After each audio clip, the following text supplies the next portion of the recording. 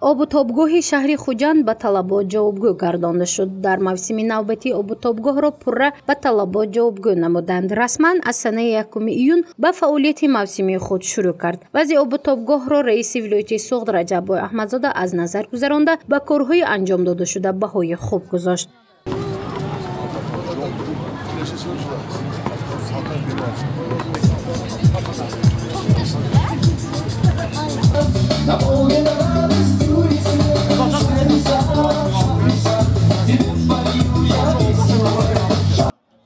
یک 50 метр ҳудуди обутобгоҳи шаҳри Хуҷанд аз қимич ва алафҳои бегона тоза карда шуда, шипангчаҳои соҳили обутобгоҳ рангу бор гардид. Ҳамчунин аз соҳили дарё 192 камаз лойқа бароварда шуд, то обутобгоҳ ба талабот ҷавобгӯ карда шавад ва барои сокинону меҳмонон шароити мусоид омода гардад. Ҳамчунин масъулин мегӯянд, ки гурӯҳи наҷотдиҳандагони махсус ҳамарӯза фаъолият мекунанд, то дар ҳолатҳои ногувор аз ғарқшавӣ пешгирӣ намоянд.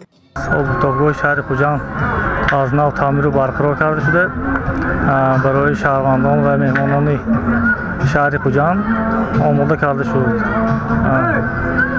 наҷотдиҳандагони шаҳри Хуҷанд дар мавсими обозӣ навбатдори патрулӣ ташкил намуда, барои бехатари шаҳрвандон омода ҳастанд.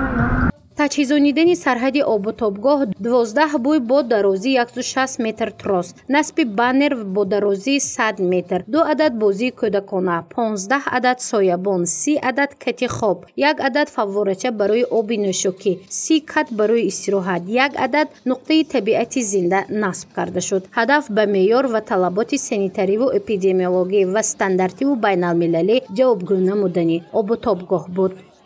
обутобгоҳи шаҳри Хуҷанд аз соати 6 саҳар то 20 бегоҳ фаъолият мебарад.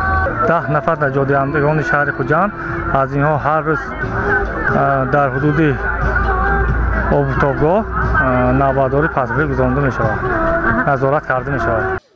обутобгоҳи шаҳри Хуҷанд пурра ба мавсим омода аст. аз ин пас ҳар нафар метавонад омада истироҳат намоянд, зеро шароит ба таври замонавӣ аст ва ҳатто шабона рӯзӣ бо наҷотдиҳандагон таъмин ҳастанд. ҳадафи ба талабот ҷавобгӯ шудани обутобгоҳ баробари ҷалби сайёҳон пешгирӣ аз ҳолатҳои ғарқшавӣ аст. гузориши Мафнушкур ва Наимҷон Аюбов барои барномаи иттилоотии хабар.